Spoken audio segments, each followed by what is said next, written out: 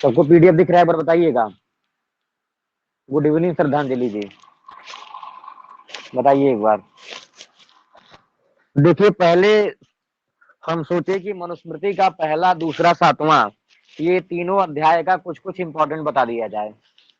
तो अब पहले, दूसरे, तीसरे में इतना ज्यादा श्लोक हैं कि कम से कम 10-10, 15-15 श्लोक मान लीजिए हर अध्याय के बताएं तो वह ज्यादा सही नहीं रहेगा। इसलिए आज केवल पहला अध्याय है, पहला अध्याय पूरा पढ़ के खत्म कर लेंगे, ठीक है।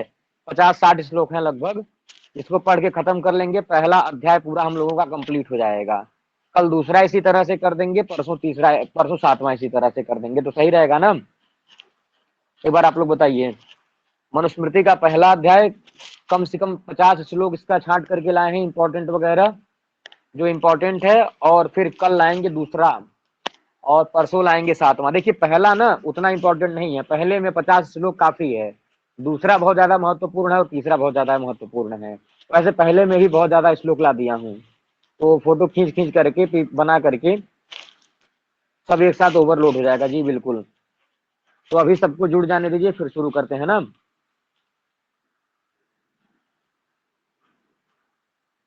एक मिनट जी, 6:05 पे शुरू करेंगे। सेकंड नहीं, सेकंड तो इतना अच्छा कर देंगे ना, कल कम से कम सेकंड को 1-2 दिन में पढ़ा देंगे, जो जो मुख्य मुख्य चीजें हैं वह सारे श्लोक करवा देंगे। और जानते हैं, एक काम और करेंगे, मनुस्मृति का ऐसे 50 क्वेश्चन या 60 क्वेश्चन नहीं रखेंगे। अगले महीने सितंबर में पेड वाली क्लास में आप बस यह समझ लीजिए कि 50 क्वेश्चन या 60 क्वेश्चन केवल प्रथम अध्याय से रहेगा, 50 क्वेश्चन या 100 क्वेश्चन केवल द्वितीय अध्याय से, और 50 या 100 क्वेश्चन तृतीय अध्याय से, सप्तम भी नहीं। हर अध्याय से अलग अलग प्रश्न, मतलब आज आपको बता देंगे कि आज केवल प्रथम अध्याय से प्रश्न है, तो प्रथम अध्याय से 50-60 प्रश्न रहेंगे। अगर और बता देंगे द्वितीय अध्याय से प्रश्न है, तो वह द्वितीय अध्याय से केवल प्रश्न रहेंगे। इस तरह से अगर पढ़ेंगे तो वह इस तरह से जो है मनुस्मृति तैयार होगा। यही एक इसका तरीका है। द्वितीय अध्याय से अगर मनुस्मृति के 100 क्वेश्चन बनाते हैं तो आपका मनुस्मृति का प्रश्न गड़बड़ नहीं होगा। प्रथम अध्याय से 50 प्रश्न बनाते हैं तो कुछ भी पूछे प्रश्न गड़बड़ नहीं होगा। और यही हाल सप्तम अध्याय का है, ठीक है। और अभी सब लोग जान लीजिए कि आज सुबह मैं लगभग टीचमेंट पे जो लोग नए जुड़े हुए हैं उन लोगों के लिए यह सूचना है कि जो लोग टीचमेंट पे नए जुड़े हैं, मैं टीचमेंट पे लगभग पिछले 3 महीने से पढ़ा रहा हूँ, और 2 बार पूरे का मतलब 1 महीने में कम से कम 4 से 5 बार पूरे सिलेबस का रिवीजन करवाता हूँ। और इस बार भी 4-5 महीने हो चुका है, और अभी जो है 4-5 दिन के डेमो क्लासेस चल रही हैं कि किस तरह से हो रहा है टीचमेंट पे। तो आज सुबह मैं अभिलेख, अर्थशास्त्र और याज्ञवल्क्य स्मृति के कुछ भाग का अध्ययन कराया हूँ। अभी मनुस्मृति के प्रथम अध्याय को पूरा करवाऊंगा, और रात को 8:30 पे 100 प्रश्न अपलोड किए जाएंगे। 100 प्रश्न कहाँ से? अर्थशास्त्र, मनुस्मृति, अभिलेख और याज्ञवल्क्य स्मृति। मतलब आज पूरे दिन में सुबह और इस वाली क्लास में जो रिवीजन करवाया हूँ, इसके 100 प्रश्न इसी ग्रुप में, जिस मतलब जहां से आप क्लास ले रहे हैं, जिस क्लास में जुड़े हुए हैं, इसी क्लास के टेस्ट वाले फोल्डर में जाएंगे तो इसी टेस्ट में 100 क्वेश्चन आपको मिलेंगे। कितने बजे? 100 प्रश्न मिलेंगे। उस 100 प्रश्न का आप लोगों को टेस्ट देना है। फिर 9:30 रात को 9:45 पे लाइव आकर के 40-45 मिनट में हर एक प्रश्न की व्याख्या कर दूंगा, ठीक है। तो इस तरह से हमारा डेली होता रहता है। और 1 तारीख से, हाँ, 8:30 स्टार्ट होगा। और इसके पहले की सारी रिकॉर्डिंग इस क्लास में आपको लगभग 50-60 रिकॉर्डिंग मिलेगी। वह सारी रिकॉर्डिंग आप लोग देख सकते हैं। और देखने के बाद जिनको जो है पेड क्लास में जुड़ना होगा, वह लोग जो है 1 तारीख से वह कोर्स शुरू होगा। उस कोर्स की यह विशेषता रहेगी कि डेली सुबह 2 घंटा पूरे 10 यूनिट में जो मोस्ट इंपॉर्टेंट टॉपिक हैं उनका डेली रिवीजन करवाया जाएगा। पहले यूनिट के जो प्रमुख भाग हैं, जैसे सूक्त हुआ, भाष्यकार हुए, यह सारी चीजें, निरुक्त हुआ। द्वितीय अध्याय में सर्वदर्शन संग्रह के जैन मत, बौद्ध मत, प्रमाण मीमांसा, आचार मीमांसा, तत्व मीमांसा, चाहे उसमें से ले लेंगे न्याय सिद्धांत मुक्तावली का वजन। इसी तरह से व्याकरण में ले लेंगे भाषा विज्ञान, वाक्य पदीयम, और भी जो मुख्य चीजें हैं जिनको एक दिन में कंप्लीट किया जा सकता है। इस तरह से सुबह के 2 घंटों में 10 यूनिट के चुनिंदा भाग, कालक्रम से जितने प्रश्न आते हैं, साहित्य के आचार, व्याकरण के आचार्य, टीकाएं, इन सारी चीजों का रेगुलर रिवीजन होगा। और सुबह और शाम को मिला करके जो जो चीजें पढ़ाई जाएंगे, सुबह से लेकर के, एक सुबह क्लास होती है 2 घंटे की, फिर दोपहर में एक विशिष्ट क्लास होती है। आज जैसे पेड वाली क्लास में नलचंपू पढ़ाया हूँ गद्य भाग, और एक जो शाम को होते हैं, इन सुबह दोपहर शाम इन तीनों क्लासों को मिला करके डेली रात में 100 प्रश्न अपलोड करूंगा। 100 मतलब 50 से ऊपर रहेंगे, किसी दिन 100, किसी दिन 60, किसी दिन 50, इस तरह से रहेंगे। फर्स्ट यूनिट से शुरू हो जाएगा, कल से 1 तारीख से शुरू होगा। और उसमें क्या होगा, डेली क्वेश्चन अपलोड किए जाएंगे और रात में 9:30 बजे आकर के उन क्वेश्चन की व्याख्या कर दूंगा। अगर इस क्रम में तैयारी करेंगे आप लोग तो निश्चित ही आपका जो है पेपर बहुत ही अच्छा जाएगा। और यह पेपर 1 तारीख से लेकर वह परीक्षा तक, अर्थात 4 या 5 अक्टूबर तक वह क्लासेस रेगुलर चलती रहेंगी, ठीक है। इसके पहले भी मैं जुलाई में, जून में और अगस्त में पूरा कंप्लीट करवा चुका हूँ, इसी शेड्यूल पे। काफी सारे बच्चों ने रिस्पॉन्स दिया, सभी लोग हमसे जुड़े हुए हैं, ठीक है। आज जो है अशोक जी, मनुस्मृति, अर्थशास्त्र, याज्ञवल्क्य स्मृति और अभिलेख 10वीं यूनिट के जो विषय हैं यूजीसी नेट के, उन सारे विषयों का आज टेस्ट है, ठीक है। 10वीं यूनिट के जो भी विषय हैं उनका 100 प्रश्न रहेगा, मतलब समझ लीजिए हर जगह से। हाँ, अभी मनुस्मृति का प्रथम अध्याय, ठीक है, अभी मनुस्मृति का प्रथम अध्याय चलेगा। तो जो लोग नए जुड़े हैं वो लोग फ्री क्लास में रेगुलर जुड़ा करिए। और अभी इसके पहले कल सुबह और परसों सुबह मिला करके क्लासेज हुई हैं। हाँ, एग्जाम के 2-3 दिन पहले खत्म हो जाएगा। और रिवीजन क्लासेस देख सकते हैं किस तरह से रिवीजन करवाया हूँ। इसी में 9वीं 10वीं यूनिट को कंप्लीट किया गया है। उसके पहले भी बहुत सारा विषय, जो जैसे 10 कुमार चरितम हुआ, उसके बाद वक्रोक्ति जीवितम हुआ, व्याकरण के कुछ विषय हुए, हेतु आभास, ऐसे तमाम विषय को पढ़ा चुका हूँ। तो यह सारी चीजें देख लीजिएगा, ठीक है। चलिए अब क्लास को शुरू करते हैं, सब लोग जुड़ गए होंगे। तो देखिए, मनुस्मृति का प्रथम अध्याय की बात करते हैं तो सबसे पहले प्रथम अध्याय के वर्ण विषय को जान लेते हैं, ठीक है। 25 से 2-3 अक्टूबर तक के केवल क्वेश्चन, 25 से 2-3 अक्टूबर तक नहीं, 1 सितंबर से शुरू करेंगे अशोक जी। 1 सितंबर से लेकर के 2-3 अक्टूबर तक डेली क्वेश्चन होगा। देखिए, क्वेश्चन जो है हमारा, और जो लोग हमारे ग्रुप से नहीं जुड़े हुए हैं, टेलीग्राम पे सा विद्या या विमुक्तय नाम का ग्रुप है, उस ग्रुप में जुड़ जाएं। और जो लोग हमको पेमेंट करके, 500 रुपये हमारे क्लास की फीस है, जो लोग हमको पेमेंट कर चुके हैं वो लोग हमको पर्सनली मैसेज करके पेड वाले ग्रुप में ऐड हो जाएं, ठीक है। हम उनको लिंक भेज देंगे। तो यह 2 काम करिए जिससे आपको सारी सूचनाएं क्लास की मिलती रहें। चलिए, प्रथम अध्याय में क्या है, सृष्टि की उत्पत्ति का वर्णन है।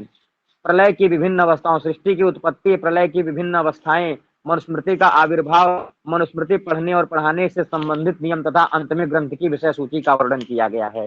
अंत में जब आप 10 श्लोक के बाद आ जाएंगे, 110 से लेकर के अंतिम के जो 10-15 श्लोक होंगे, वहां पर क्या है, प्रथम अध्याय का वर्णन है। हाँ, और द्वितीय अध्याय में क्या है, द्वितीय अध्याय की बात करेंगे तो आर्यावर्त की चारों सीमाएं है ना, मध्य देश, आर्यावर्त, ब्रह्म क्षेत्र, यह सारी चारों सीमाओं का वर्णन, जलवायु का वर्णन, निवासियों के चरित्र, 16 संस्कार का वर्णन, ज्ञान की उपयोगिता का महत्व, ब्रह्मचारी तथा गुरुकुल में पालन किए जाने वाले नियमों का उल्लेख है। कुल मिलाजुला के सृष्टि की उत्पत्ति प्रथम अध्याय में, संस्कारों से संबंधित, चाहे ब्राह्मण, क्षत्रिय, वैश्य, शूद्र, इन चारों से संबंधित सारे जो है कर्म क्या है इन लोगों के, यह सारी चीजें जो है द्वितीय अध्याय में। 16 संस्कार का वर्णन, ब्रह्मचारी द्वारा गुरुकुल में पालन किए जाने वाले कर्तव्य इत्यादि का वर्णन है। क्योंकि हमारे सिलेबस में पहला, दूसरा और 7वां अध्याय लगा है, तो 7वें अध्याय में क्या है, राजा और उसके द्वारा पालित किए जाने वाले कर्म या नियम है, राजा को क्या क्या करना चाहिए, उनकी नीतियों का वर्णन किया गया है। राजा के लिए क्या आचरणीय धर्म है, किन किन का वह परित्याग करे, मंत्रियों से सलाह लेने की किस तरह से रीति है, इन सारी चीजों का वर्णन है। राजदूत और अन्य दूतों को कैसे परखा जा सकता है, दुर्ग की रचना करने के लिए क्या पद्धति होनी चाहिए, राज्य व्यवस्था, ये सब दुर्ग की रचना वगैरह बहुत ही इंपॉर्टेंट टॉपिक है, यहाँ से प्रश्न आ सकते हैं। राज्य व्यवस्था करने की विधि क्या है, न्याय संगत कर निर्धारण प्रणाली, मतलब कर भी ऐसा लगाया जाए कि जो बहुत जरूरी करो, न्याय संगत, ऐसा नहीं है कि हर चीज पे जो है बहुत ज्यादा टैक्स लगा दिया जाए। राजनीति में साम दाम दंड भेद की क्या व्यवहारिकता है, इत्यादि चीजों का वर्णन किया गया है, ठीक है। इतना समझ में आ गया होगा। चलिए, जो इंपॉर्टेंट श्लोक है उन सारे श्लोकों को लेकर आया हूं। तो यह सबसे पहला श्लोक है, क्या है, मनु में काग्रमासीनम अभिगम्य महर्षय प्रतिपूज्य यथा न्यायम इदम वचनम अब्रुवन। अर्थात होता क्या है, एकाग्रमासीनम मनुम, एकांत में बैठे हुए मनु से, अभिगम्य मतलब जो है क्या करके, महर्षय, अभिगम्य महर्षि लोग मनु के पास पहुंचते हैं। एकांत में मनु भगवान बैठे हुए हैं, ध्यान मग्न है, वह ध्यान में लीन है। ऐसे महर्षि, ऐसे मनु के पास महर्षय अभिगम्य, अर्थात जो है महर्षि लोग भगवान के पास पहुंच करके, मनु के पास जा करके उनको प्रतिपूज्य, उनको प्रणाम करके, यथा न्यायम इदम वचनम अब्रुवन, उनकी क्या की है, प्रतिपूज्य मतलब विधिवत अर्चना पूजा की। और उसके बाद यथा न्यायम इदम वचनम अब्रुवन, उसके बाद क्या किए, उनके बताए गए श्लोक के अनुसार निवेदन किया। क्या निवेदन किया वह इतना इंपॉर्टेंट नहीं है, यह पहला श्लोक था इसलिए इसको जरूरी समझे तो इसको ला दिए। तो भाई महर्षि लोग भगवान के पास पहुंचते हैं, भगवान मनु के पास, और उनसे जो है पूछते हैं यही सारी चीजें कि भाई बताइए इस तरह से ब्राह्मण क्षत्रिय वैश्य के वर्णों का, इन लोगों का मतलब इनका कर्म क्या होना चाहिए, वर्ण संकरों का क्रम क्रम क्या होना चाहिए, इन लोगों का कर्म क्या होना चाहिए, यह सारी चीजें पूछते हैं। ठीक है, यह समझ में आ गया होगा। अब 10वां श्लोक बहुत इंपॉर्टेंट है। ठीक है, जो जो इंपॉर्टेंट होगा उसको बताते रहेंगे। 10वां श्लोक में क्या है, सह अभिध्याय शरीरात स्वाद से सृक्षुर विविधा प्रजा अब एव ससर जादव तासु वीर्यम अवासृजत। ठीक है, यह सारी चीजें ध्यान रखिएगा कि यहाँ पर हुआ क्या है कि अब देखिए 1 से लेकर 9 श्लोकों तक का आपको संक्षिप्त में बता देता हूं। इसके बीच में क्या है, तो 1 से लेकर 9 के बीच में यही है कि महर्षि लोग पहुंचे हैं किसके पास, मनु के पास पहुंचे हैं और उनसे बोलते हैं भाई कि आप हमसे सभी प्रकार के धर्मों, जो मतलब यह ब्राह्मण क्षत्रिय वैश्य शूद्र, इन लोगों के धर्म का वर्णन बताइए, इन लोगों के धर्म कर्म क्या होने चाहिए। और कुछ गुणगान करते हैं कि भाई आप ही एक ऐसे पंडित हैं जो स्वयंभू हैं, जो खुद से उत्पन्न हैं और आप सब कुछ जानते हैं, तो इसलिए हमको आप जो है चारों यह जो जरायुज अंडज स्वेदज उद्भिज हैं और यह जो सृष्टि का स्थिति सृष्टि का प्रलय, यह सारी चीजें कैसे होती हैं, यह सारी चीजें बताइए। तो इस तरह से यह सारी चीजें पूछने के क्रम में मनु उत्तर देते हैं, क्या महर्षि मनु उत्तर देते हैं कि सह अभिध्याय शरीरात स्वास्थ्य सुक्षुर विविधा प्रजा अप एव ससर जादव तासु वीर्यम अवासृजत। तो यहाँ पर महर्षि मनु कह रहे हैं कि क्या, कि स्वाद शरीरात, देखिए लिखा है ना, स्वाद शरीरात अर्थात उस परमात्मा ने अपने ही शरीर से क्या किया, विविधा प्रजा सृक्षु मतलब अनेकानेक प्रकार की प्रजाओं अर्थात सृष्टि को उत्पन्न करने की, सृक्षु का क्या मतलब है, सृष्टि करने की इच्छा से क्या किया, आप एव ससर जादव, अप लिखा है आप एव ससर जादव, सबसे पहले जल की सृष्टि की। ठीक है, जल की सृष्टि करने के बाद तासु वीर्यम अवासृजत, उसमें जल में बीज छोड़ा, शक्ति रूपी बीज का सृजन कर दिया, क्योंकि बीज पड़ेगा तभी सृष्टि उत्पन्न होगी। तो कहते हैं कि स्वाद शरीरात, उस परमात्मा ने यह विचार किया। देखिए छांदोग्योपनिषद में भी हर जगह भी तमाम श्रुति वाक्य हैं जो यही कहते हैं कि सो अकामयत बहुश्याम प्रजायेय इति, उस ब्रह्म ने चिंतन किया, इसीलिए तो परमात्मा जो है इस सृष्टि का अभिन्न निमित्तोपादान कारण है। सह वह सह अचिंतयत, छांदोग्योपनिषद का यह वाक्य है कि सो अकामयत, वह चिंतन कर रहा है ब्रह्म की बहुश्याम प्रजायेयम। ब्रह्म सूत्र जब आप पढ़ेंगे तो वहां पर तत्व समन्वयात में जब कहते हैं कि यह जो सृष्टि है, जैसे सांख्य कारिका में बताया गया है प्रकृति पुरुष के संयोग से सृष्टि है, तो प्रकृति चूंकि नश्वर है तो उसका खंडन करते हैं तत्व समन्वयात सूत्र में कि यह जो अचेतन प्रकृति है यह सृष्टि का कारण नहीं हो सकती, क्योंकि छांदोग्य उपनिषद में ब्रह्म को ही बताया गया है इत्यादि अनेकानेक श्रुतियां जो यही बताती हैं, सो कामेत बहुश्याम प्रजायेय, कि वह ब्रह्म चिंतन कर रहा है, उसमें इच्छा शक्तिमान वह ब्रह्म है, कर्ता शक्तिमान, इच्छा संपत्तिमान, करण शक्तिमान, सब चीजें उसके अंदर है, इसलिए वह सृष्टि का अभिन्न निमित्तोपादान कारण है, इसलिए वह सृष्टि की इच्छा कर सकता है। तो वही चीज यहाँ पे बताया जा रहा है।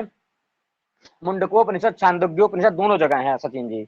शरीरात स्वात मतलब स्वात शरीरात, वह अपने शरीर से क्या किया, सोचा कि विविधा प्रजा सृक्षु मतलब अनेकानेक प्रकार की प्रजाओं की सृष्टि करने के लिए सह अभिध्यात वह सोच रहा है, और उसने क्या किया, अप एव ससर जादव। यहाँ पे प्रश्न सिर्फ एक बनेगा, परमात्मा की सर्वप्रथम सृष्टि क्या है, तो जल है। अप एव ससर जादव, सबसे पहले उसने जल की सृष्टि की, और तासु वीर्यम अवासृजत, उस जल में उसने वीर्य छोड़ दिया। ठीक है, इस तरह से है। तो यह सबको समझ में आ गया होगा। आगे चलें। अब चूंकि जल में सृष्टि है तो अंडे का रूप आ गया, तो अब 11वें नंबर श्लोक में कहते हैं कि तद अंडम अभवद हैवम सहस्रांशु समप्रभम तस्मिन् यज्ञे स्वयं ब्रह्मा सर्वलोक पितामह।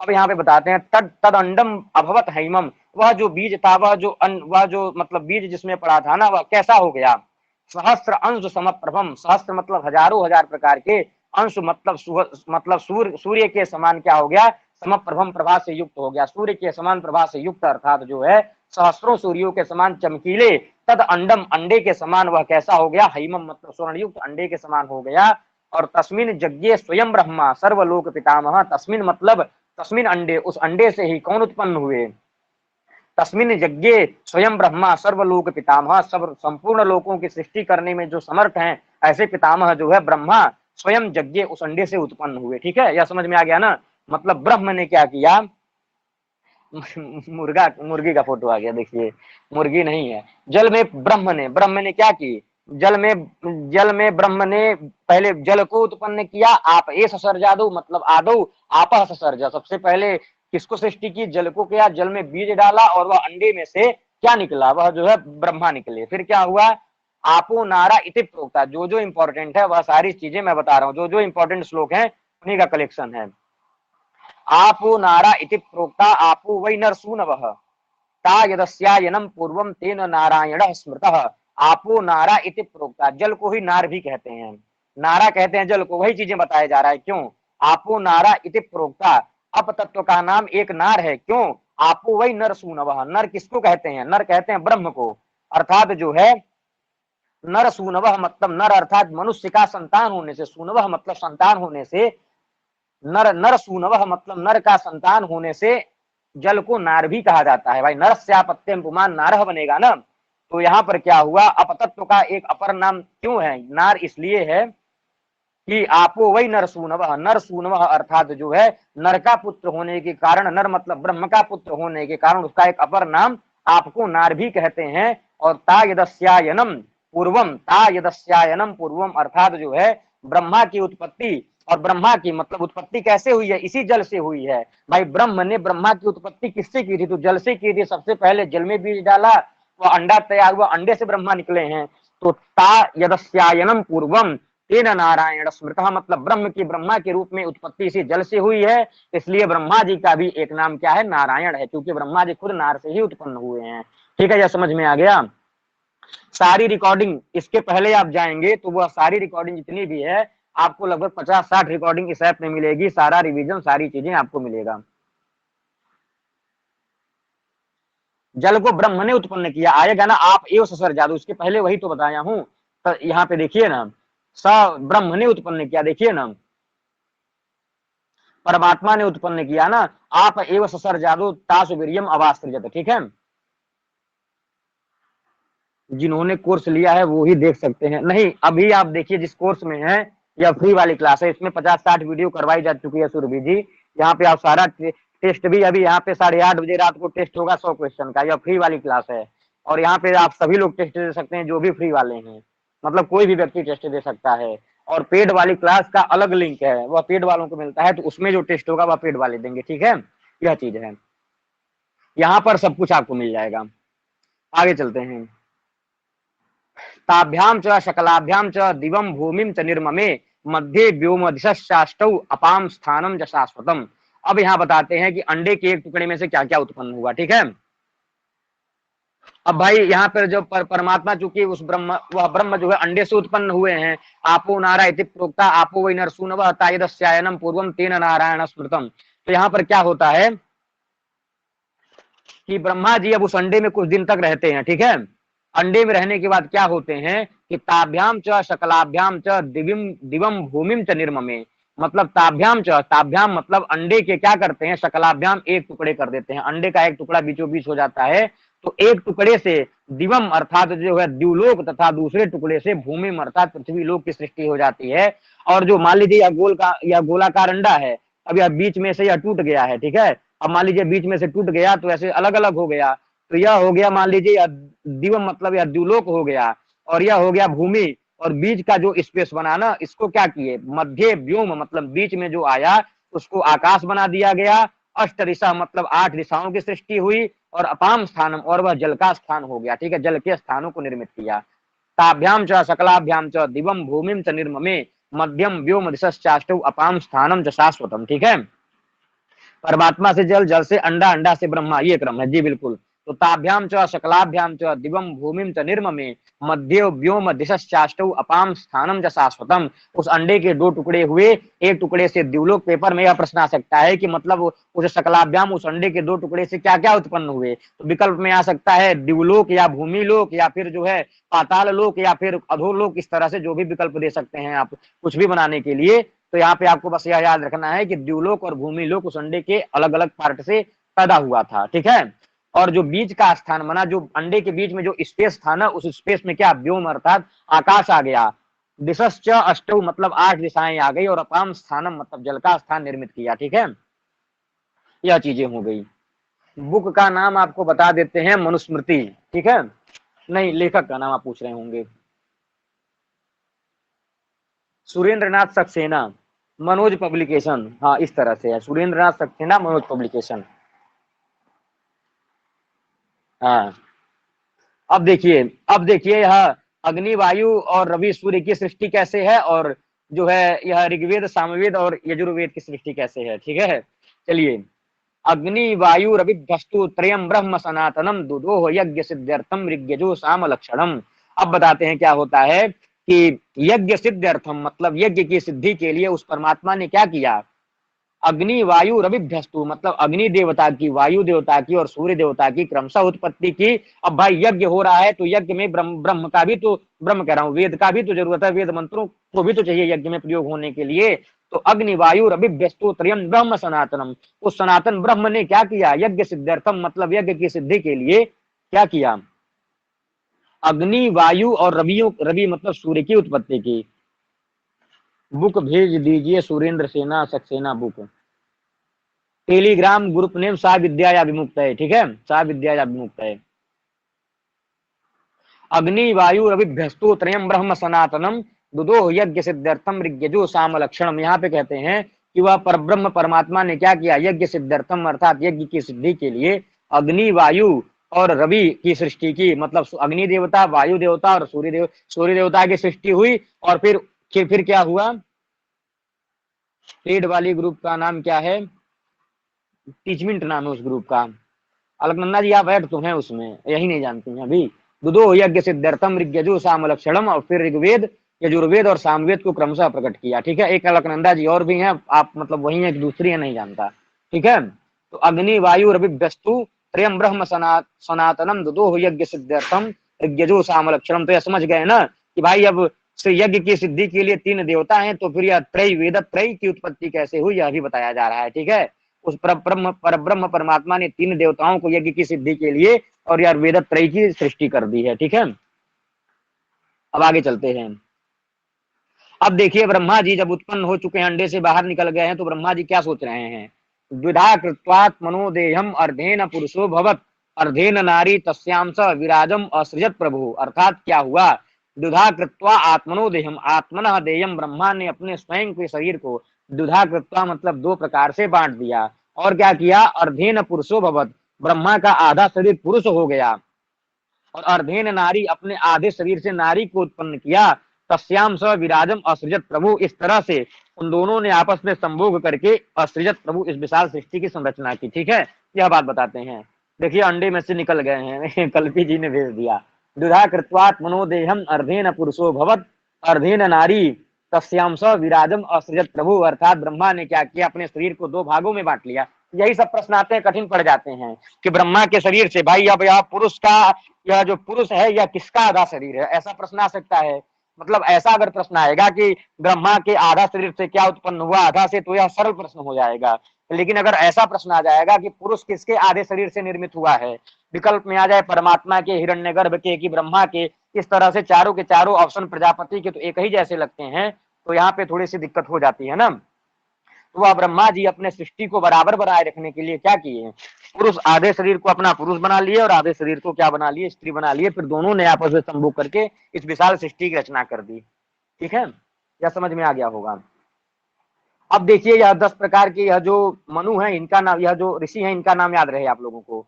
ठीक है, इनका इस नसों का नाम याद रहे कि मनुस्मृति के अनुसार प्रथमाध्याय में जो मनु भगवान ने 10 महर्षि उत्पन्न किए हैं उसमें किसकी गणना नहीं है। ठीक है, तो यह प्रश्न आप लोग याद रखिएगा। मरीचिम अत्रिंगिरसौ पुलस्त्यम पुलहम क्रतुम प्रचेतसम वशिष्ठम च भृगुम नारदमेव च। अर्थात जो है मनु भगवान द्वारा उत्पन्न जो है 10 महर्षि हैं। कौन कौन से, मरीचि मतलब मरीचि ऋषि हो गए, अत्रि मतलब अत्रि ऋषि, अंगिरा मतलब अंगिरा ऋषि, पुलस्त मतलब पुलस्त ऋषि, पुलहम मतलब पुलह ऋषि, क्रतुम ऋषि क्रतु ऋषि, और प्रचेतसम मतलब वरुण या प्रचेतस ऋषि, और वशिष्ठ ऋषि, भृगु और नारद। यह 10 नाम आपको याद रहने चाहिए। ठीक है, अगर याद कर सकते हैं तो क्रम से याद कर सकते हैं। हाँ, अगर याद रखना भी है तो क्रम से याद रखेंगे, वह ज्यादा सही रहेगा ना। या श्लोक याद कर लेंगे तो हो जाएगा। मरीचिम मत्रंगिरसौ पुलस्त्यम पुलहम क्रतुम प्रचेतसम वशिष्ठम च भृगुम नारदमेव च। मनु ने ऐसे 10 महर्षियों को उत्पन्न किया जो जिनका नाम है मरीचि, अत्रि, अंगिरा, पुलस्त, पुलह, क्रतु, प्रचेता, वशिष्ठ और भृगु और नारद। ठीक है, यह समझ में आ गया होगा। अब उन 10 महर्षियों ने तमाम तरह की सृष्टि की थी, यह जाने रहिएगा। उन 10 महर्षियों ने बहुत कुछ की सृष्टि की थी, तो जिसमें से एक श्लोक कुछ इंपॉर्टेंट लगा तो यही लेकर आ गया हूँ। बाकी उसने उन 10 महर्षियों ने क्या क्या मतलब बहुत लोगों का सृष्टि किया था। जैसे यक्ष, यह सामने श्लोक है आपके कि यक्ष रक्ष पिशाचाश्च गंधर्वाप्सरसोऽसुरान् नागान सर्पान सुपर्णाश्च पितृणाम च पृथक ग्रणान। इन सारे लोगों की सृष्टि जो है 10 महर्षियों ने की है, ठीक है। उन 10 महर्षियों ने ही क्या किया, यक्ष मतलब यक्ष का, रक्षा मतलब राक्षसों का, पिशाचा मतलब पिशाचों का, गंधर्वा मतलब गंधर्वों का, अप्सरसा मतलब अप्सराओं का, असुरान मतलब असुरों का, नागान मतलब नागों को, सर्पान मतलब सांपों का, और सुपर्णाश्च और क्या किया, सुपर्णाश्च पितृणाम च, सुपर्णा कहते गरुण को, गरुण और पितरों की अलग अलग गणों की सृष्टि की, ठीक है। यह सब गण है ना, गीता में आता है ना, पितृणाम अर्यमा चास्मि, पितरों में मैं अर्यमा नाम का ऋषि हूँ, या पितरों में मैं अर्यमा नाम का पितर हूँ, ऐसा गीता में भगवान कहते हैं 10वें अध्याय में, जब विभूतियों का दर्शन कराते हैं। तो इन 10 महर्षियों ने यक्ष राक्षस पिशाच गंधर्व अप्सराएं असुर नाग सर्प और पितर और पितरियों और या गरुण की अलग अलग गणों की सृष्टि की है, ठीक है। इनके अलावा भी इनके और काम है, तो वह एक अगर आप समझे रहेंगे कि इन 10 महर्षियों ने इतने लोगों की सृष्टि की, इसके अलावा भी अगर प्रश्न आते हैं तो वह आप लोग समझ सकते हैं। जैसे विद्युत हुआ, इंद्रधनुष हुआ, उल्कापिंड हुए, यह सारी चीजें, किन्नर हुए, बानर हुए, मछली हुए, ऊपर नीचे दांत वाले पशु, हिरण्य, मनुष्य, ब्याल, शेर, चीते इत्यादि हिंसक जीवों को भी उत्पन्न किया था इन्हीं लोगों ने। और आगे आगे यह सब श्लोक बने हैं कि कृमि कीट पतंगाश्च यूका मक्षी मक्षिकमत्पुरम सर्वम च दशमंसकम स्थावरम च पृथक वनम, मतलब इन्हीं 10 ऋषियों ने कीट पतंग जुआ खटमल डंक मारने वाले मच्छर मक्खी इन्हीं को मतलब इन्हीं 10 ऋषियों ने उत्पन्न किया था। तो एक समझ गए हैं तो वैसे सब समझ जाइएगा, ठीक है। अब बताते हैं यहाँ पर, अब जरायुज क्या है, अंडज क्या है, इस तरह से, हाँ पूरी दुनिया इस तरह समझ सकते हैं। अरे कंठस्थ नहीं है, पुस्तक में देखकर बता रहा हूँ। हाँ, पशवश्च मृगाश्चैव व्यालश्चोभयतो दतः रक्षांसि स पिशाचाश्च मानुषाश्च जरायुजाः। अब यहाँ पर यह इंपॉर्टेंट है, जरायुज के अंतर्गत कौन कौन आते हैं। पशवश्च मृगाश्चैव व्यालश्चोभयतो दतः रक्षांसि च पिशाचाश्च मानुषाश्च जरायुजा। जरायुज मतलब किसको कहते हैं, जो गर्भ की झिल्ली से पैदा होते हैं उनको जरायुज कहा जाता है। तो जरायुज के अंतर्गत कौन आते हैं, पशु हुए, जैसे मान लीजिए गाय, गाय हुआ, भैंस हुआ, यह सब क्या है, जरायुज के अंतर्गत है। मृगाश्च मतलब जो पशु हैं इत्यादि। सर मृगाश्च में क्या, हेलो पूर्वी जी, सर, ये हाँ वेदांत बोलिए। सार की तरह ले सकते हैं, वेदांत सार में जो बताया गया है, अब जरायुज वेदांत अंडज सार की ही बीज तरह, के। उससे अलग नहीं है। हाँ हाँ वही है, सर बस ठीक है, वही ठीक समझिए है। उसको। हाँ, जरायुज अंडज स्वेदज उद्भिज, मतलब वह अलग थोड़ी होगा, चाहे मनुस्मृति में पढ़िए, चाहे वेदांत सार में पढ़िए, चाहे किसी उपनिषद में पढ़िए, जो जरायुज है वह जरायुज में ही रहेगा, ठीक है। अब पशु अंडे से, मान लीजिए गाय को कहाँ, गाय के बछड़े को अंडे से कहाँ से उत्पन्न कर पाएंगे। तो पशवश्च अर्थात जो मतलब पशु थे, मृगाश्च मतलब मृग इत्यादि हैं, ब्यालश्च, ब्याल मतलब होता है सिंह इत्यादि, उभयतोदतः दोनों ऊपर नीचे दांत वाले, रक्षांसी मतलब राक्षस पिशाच उसको कहते हैं कि जो रात्रि में इधर उधर घूमते हैं, खून इत्यादि पीते हैं, और मानुषाश्च और मानुषों को, यह सारी चीजें जरायुज के अंतर्गत आती हैं, ठीक है। वैम्पायर, जी हाँ, सर। खून पीने वाले वैम्पायर, हाँ। पशवश्च मृगाश्चैव व्यालश्चोभयतोदतः, उभयतोदतः मतलब ऊपर नीचे दांत वाले, रक्षांसि च पिशाचाश्च मानुषाश्च जरायुजा, इतने लोग जरायुज के अंतर्गत। यह कॉमन सेंस की बात है, आप खुद समझ सकते हैं कि यह मतलब जरायुज के अंतर्गत क्या क्या आएंगे। अंडे से उत्पन्न होने वाले अंडज कहलाएंगे। अब सांप को जरायुज नहीं कह सकते आप, क्योंकि सांप का अंडा आप लोग देखे ही हैं कई जगह, तो इसलिए जहां जहां अंडा दिखा है तो वह अंडज में हो जाएगा, और जो गर्भ से उत्पन्न होते हैं वह जरायुज हो जाएंगे। इसी तरह से उद्भिज, जमीन को जो फोड़ कर निकलेंगे वह उद्भिज हो जाएंगे। पसीने गर्मी से जो उत्पन्न होते हैं वह क्या हो जाएंगे, स्वेदज हो जाएंगे। हाँ, अब आगे चलते हैं। अब देखिए अंडजा मतलब अंडज में कौन कौन से आते हैं।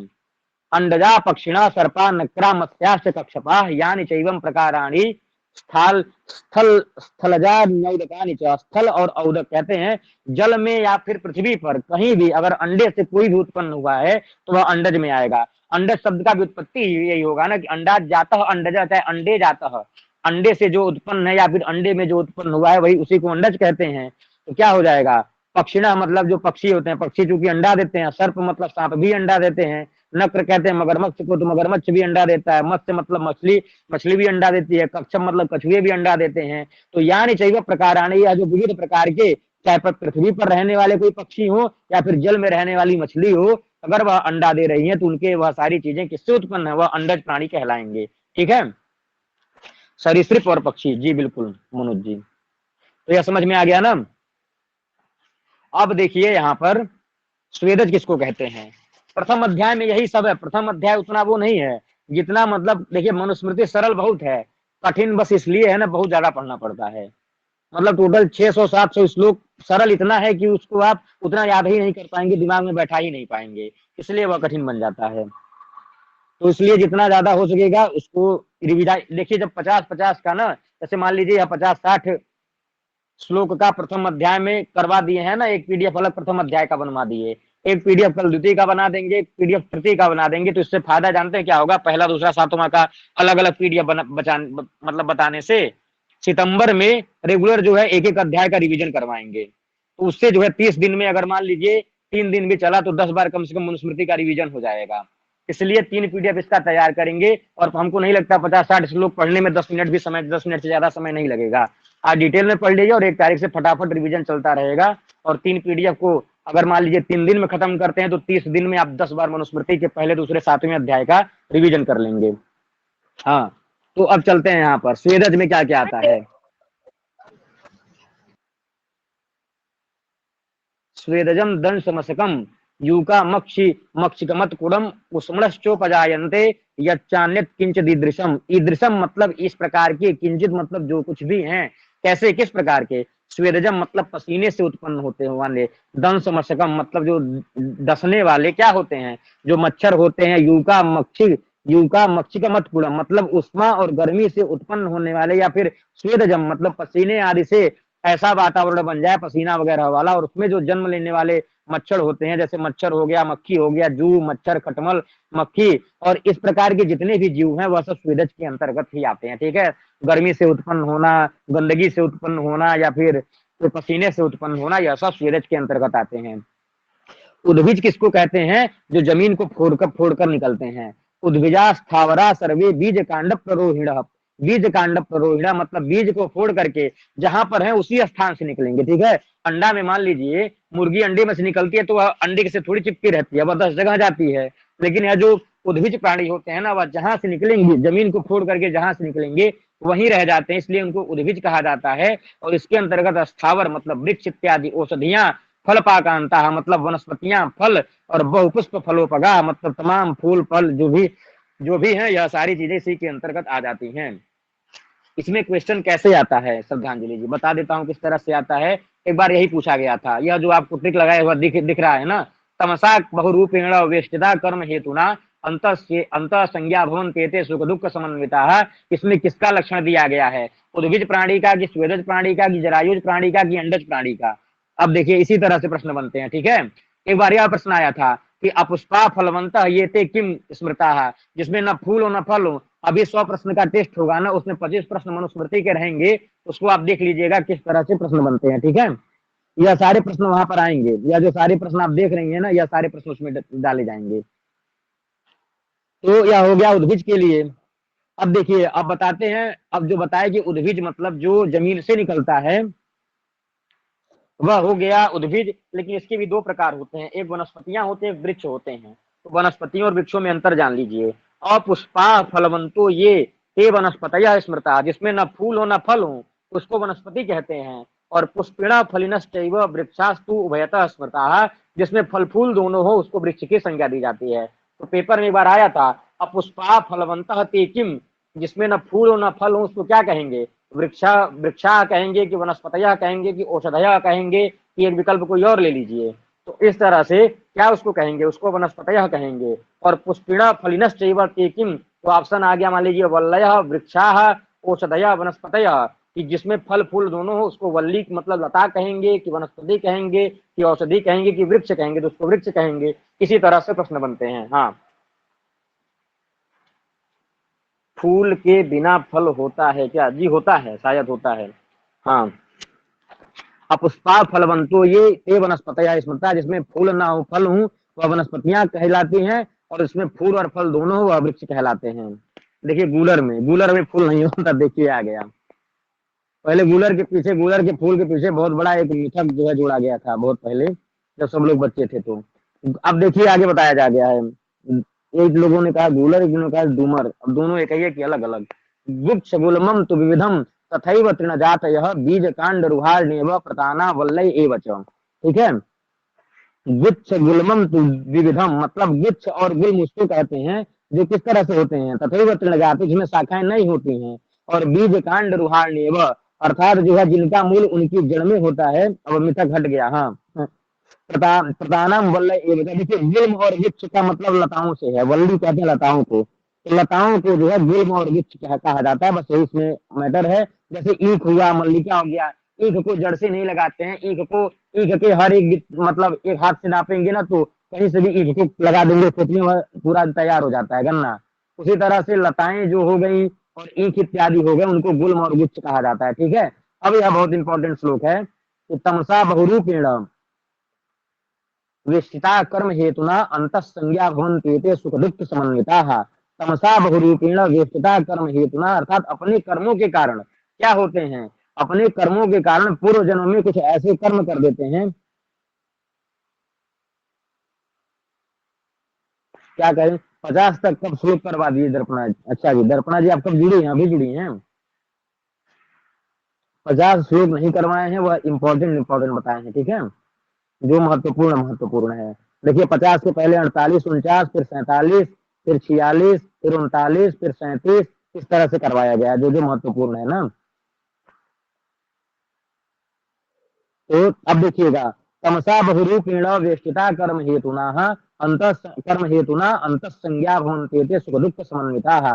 कर्म हेतुना मतलब अपने कर्मों के कारण ही क्या हुए, तमोगुण से बहुत ज्यादा परिवेष्टित रहते हैं, मतलब तमोगुण इतना रहता है, तमोगुण से क्या आती है, गुरुता आती है शरीर में। तो इतना गुरु, इतना भारी शरीर है, इतना तमोगुण से इतने व्याप्त रहते हैं कि भाई अंत संज्ञा भवन्ति, अंदर से चेतना पूर्ण होते हुए भी सुख दुख समन्विता, सुख दुख का अनुभव करते हुए भी वृक्ष न आपसे बोल पाते हैं कि हम सुखी हैं या फिर दुखी हैं या फिर हमको कोई पीड़ा है, क्योंकि इतने ज्यादा अपने कर्मों के कारण तमोगुणों से युक्त रहते हैं, तमोगुण से इतना ज्यादा ढके हुए रहते हैं, पूर्व जन्म में कुछ ऐसे कर्म कर देते हैं वृक्ष इत्यादि जो तमोगुण से इतने ज्यादा परिवेष्टिता, इतने ज्यादा ढके हुए रहते हैं कि वह क्या है, अंत संज्ञा भवन्ति, मतलब उनके अंदर जीवन है, उनके अंदर प्राण है, यह सारी चीजें तो हैं, सुख दुख का अनुभव करने वाले हैं, लेकिन किसी को कुछ बता नहीं पाते हैं। भैया मेरे बुक में ये श्लोक 49 नंबर पे है जी, बिल्कुल आप में 49 नंबर पे, हमारे में 52 नंबर पे, तो मेरे में हो सकता है कुछ ज्यादा हो। ठीक है, हमारे में ऐसे क्रम संख्याएं बदलती रहती हैं। ठीक है, क्रम में मत परेशान रहिए एक एक श्लोक के लिए, कुछ एक्स्ट्रा भी इसीलिए बोला जाता है ना, कुछ इधर उधर का ऐड किया गया है। गुरु वर्ण कमेव तमः, देखिए सांख्य कारिका में भी तो ये लिखा है, गुरु वर्ण कमेव तमः प्रदीपवत् चार्थतो वृत्ति सत्वम लघु प्रकाशकम इष्टम उपष्टम वकम चलम चरज गुरु वर्ण कमेव तमः। तो तमोगुण कैसा है, गुरुता लाने वाला, भारीपन लाने वाला होता है, तो उसी के कारण जो है इस तरह से होता है। अरे हमारा कुछ वीआईपी पुस्तक है इसलिए 52 नंबर पे है। ठीक है, अब आगे चलते हैं। स्वयं भुवास्य लिखा है, स्वयं भुवस्य अस्य मनोः षड्वंश्या मनवो परे सृष्टवंत प्रजा स्वास्वा महात्मानो महूजसः। अब देखिए क्या है यहाँ पर, श्लोक देखिए, श्लोक नंबर मत देखिए 64 पे है कि 65 पे, लाल है कि पीला है। स्वयंभुव अस्य अर्थात जो है अस्य स्वयंभुव अर्थात इस स्वयंभू ब्रह्मा के जो पुत्र थे उन्होंने क्या किया, षड्वंश्या मनवो परे और 6 प्रकार के मनु को उत्पन्न किया, सृष्टवंत प्रजा स्वास्वा और उस 6 मनुओं ने अपनी अपनी सृष्टि को रचा, महात्मानो महूजस और अपने अपने पराक्रम से, और जो 6 पराक्रमी और तेजस्वी मनु हुए वह क्या क्या किए, अपनी अपनी प्रजाओं को उत्पन्न किए। तो यहाँ पे कहने का मतलब ये है कि अस्य स्वयंभुवस्य, यह जो ब्रह्मा के पुत्र, यह जो मनु हैं, इनके वंश में षड्वंश्या मनवो परे 6 प्रकार के और क्या किए, महात्मानो महूजसा मतलब पराक्रमी और तेजस्वी मनु हुए, और उन्होंने क्या किया, स्वा प्रजा सृष्टवंत अपनी अपनी प्रजाओं को उत्पन्न किया। तो यह 6 प्रकार के मनुओं का नाम याद रहे, स्वारोचिश्च उत्तमश्च तामसो रैवतस्तथा चाक्षुषश्च महातेजा विवत्सुत एवच। विवत्सत के पुत्र को क्या कहेंगे, विवत्सतस्यापत्यम पुमान वैवस्वतः, ऐसा बनेगा ना, अण प्रत्यय करके आदि वृद्धि कर लीजिए जो है तदिते सुचामादेश है। तो 6 मनुओं के नाम कौन कौन से हैं, स्वारोचित, दूसरा है उत्तम, तीसरा है तामस, चौथा है रैवत, 5वां है चाक्षुष, 6वां है महातेजस्वी या फिर महातेज, और 6वां है विवत्सुत अर्थात वैवस्वतः। अब इसमें पूछा जा सकता है, मनुस्मृति के अनुसार 6 प्रकार के मनुओं में किसकी गणना नहीं है। तो यह पता चला 1 2 3 यह नाम डाल दिया और वही वस्तु की जगह विवस्वत लिख दिया, तो यह भी गलत हो जाएगा ना, तो वही वस्तु का नाम है। मनुस्मृति के हिसाब से 7 मनु है ना, 14 मनु किस हिसाब से हैं। देखिए 6 मनु ये हो गए, 6 मनु यह हुए ना, और यह देखिए एक और जोड़ लीजिए स्वयंभू को, इनको क्यों अलग कर रहे हैं, तो 7 मनु हुए नहीं टोटल। हाँ अब देखिए, अब यहाँ पर बताया गया है कि मतलब जो यह 24 घंटा होता है, 14 मनवंतर, 14 मनु कहाँ है, मतलब रघुवंश में है लेकिन वहां 14 मनु का उल्लेख नहीं है ना। चलिए होगा किसी में जी। तो यहाँ पर स्मृति में तो इतना ही है, यह सब बता मतलब इससे आप बस पाठ्यक्रम पे ध्यान दीजिए ना, क्योंकि इन सारे विषयों पर बहुत ज्यादा मतभेद है। अभी किसी पुराण में कितने प्रकार के मनु हैं, किसी अन्य पुराण में, किसी अन्य उपनिषद में, तो इसमें अगर इसको पढ़ेंगे तो यह बहुत व्यापक विषय है ना, कहाँ कितने मनु हुए हैं, कई तरह की बातें लिखी हैं। तो इस वजह से जो हमको पाठ्यक्रम जितना हमको पढ़ना उतना पे ध्यान दिया जाए, ज्यादा ठीक रहेगा ना। अब देखिए यहाँ पर दिन और रात्रि का परिणाम बताया गया है। आप खुद जानते होंगे कि इन सारी चीजों में कई चीजें लिखी, जैसे कल हम पुराण पढ़ रहे थे तो 10 जगह 10 प्रकार के पुराणों की संख्या थी।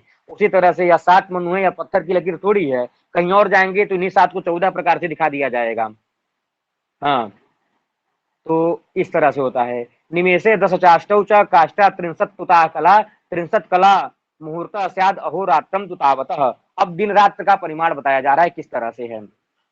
तो कहते हैं कि काष्ठा सबसे छोटी इकाई होती है। देखिए सबसे छोटी इकाई तो हो गई निमेष, निमेष के बाद होती है काष्ठा। तो काष्ठा का निर्माण कब होता है, 10 चाष्टौ च, 10 मतलब हो गया 10, अष्टौ मतलब 8, 10 8 होता है 18, 18 निमेष की क्या होती है, एक काष्ठा होती है, यह याद रखिए।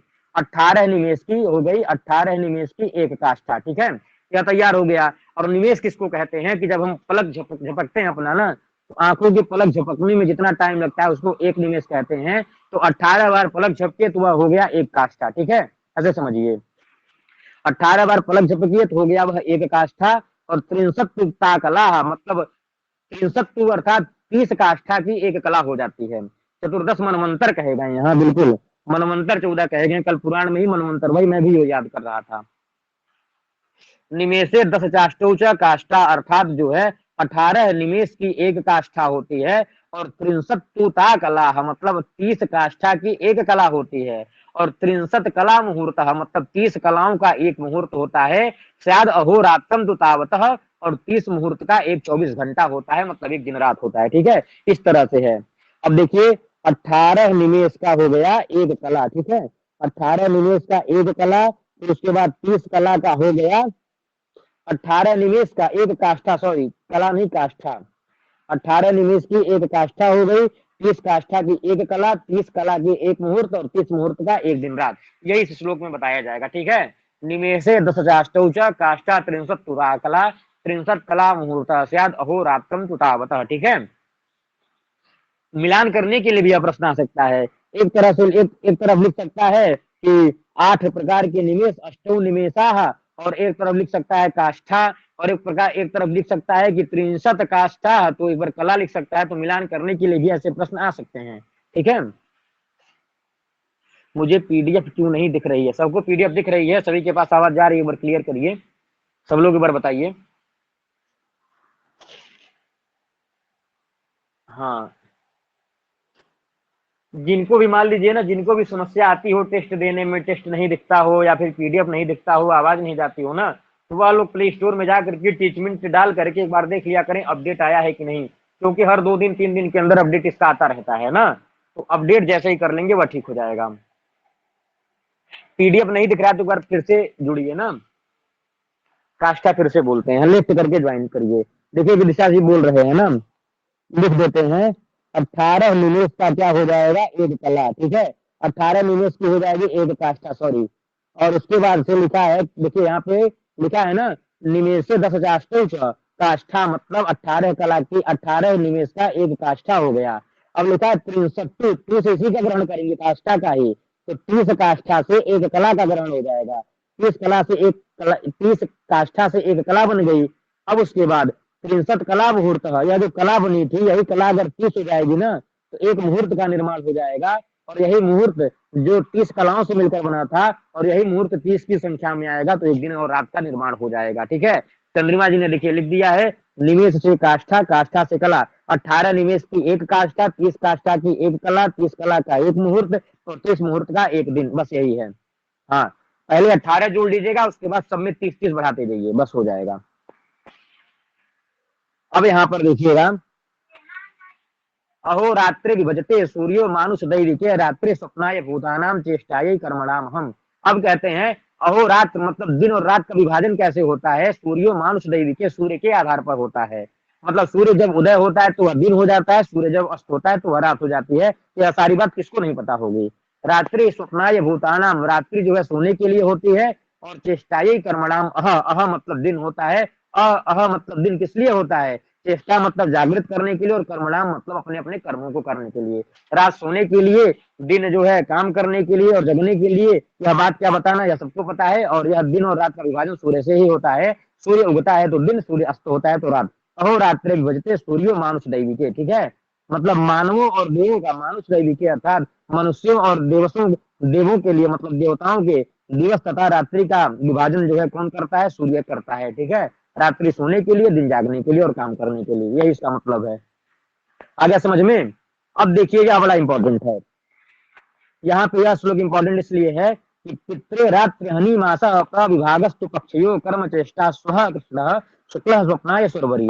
अब यहाँ पे बताते हैं कि पित्रे, अगर आपको पिता के, पितृ मतलब पितरों के दिन रात के विभाजन का परिणाम जानना है कि पितरों का दिन कब होता है, पितरों की रात कब होती है, अगर आपको यह जानना है तो आपको क्या करना चाहिए, मासा मतलब महीने के प्रविभागस्त पक्षियों, मास में जो 2 पक्ष होते हैं ना, उनका आपको विभाजन करना होगा।